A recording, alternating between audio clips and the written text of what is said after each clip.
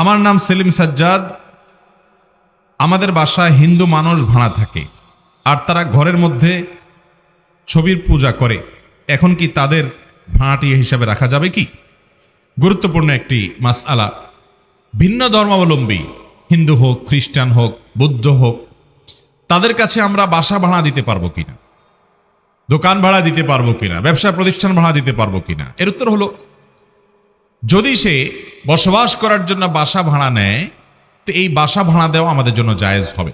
যদিও সে বাসার মধ্যে আল্লাহ ছাড়া অন্য কারোর উপাসনা করে, এটি তার বাসা ভাড়ার মূল উদ্দেশ্য না। মূল উদ্দেশ্য হলো তার বসবাস করা, পাশাপাশি সে এগুলো করে, তো এর দায়ভার বাড়ি মালিকের উপরে বর্তাবে না এবং তাকে বাসা ভাড়া দেওয়া জায়েজ হবে।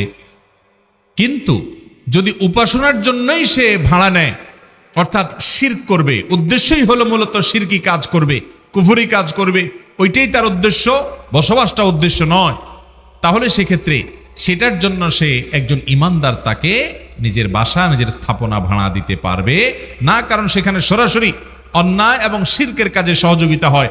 অথচ আল্লাহ বলেছেন, ওয়ালা তাআওয়ানু আলাল ইসমি ওয়াল উদওয়ান। সূরা মায়েদা 2 নম্বরে আল্লাহ বলেছেন যে তোমরা অন্যায় এবং সীমালঙ্ঘনের কাজে একে অন্যের সহযোগিতা করবা না।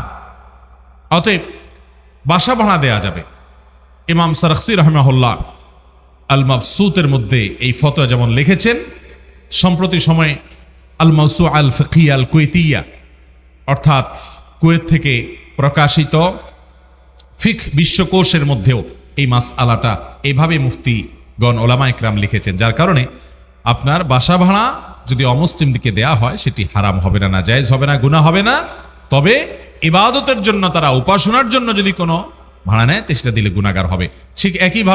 ঠিক একইভাবে ব্যবসা প্রতিষ্ঠান যদি আপনার কাছ থেকে ভাড়া নেয়, যেই ব্যবসা সেখানে করবে সেটা বেসিক্যালি হারাম ব্যবসাই করবে, আপনি জানেন, ওই ব্যবসাটাই ফিক্স, তাহলে তার জন্য তাকে ব্যবসা প্রতিষ্ঠান ভাড়া দেওয়া জায়েজ হবে না।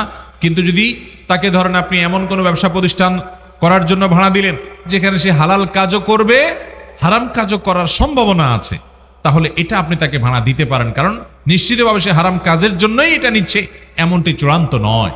অতএব সে যদি এখানে কোনো অন্যায় করে, কোনো অপরাধ করে, গুনাহ করে, তার দায়ভার তার উপরে বর্তাবে, আপনার উপর বর্তাবে না, ইনশাআল্লাহ।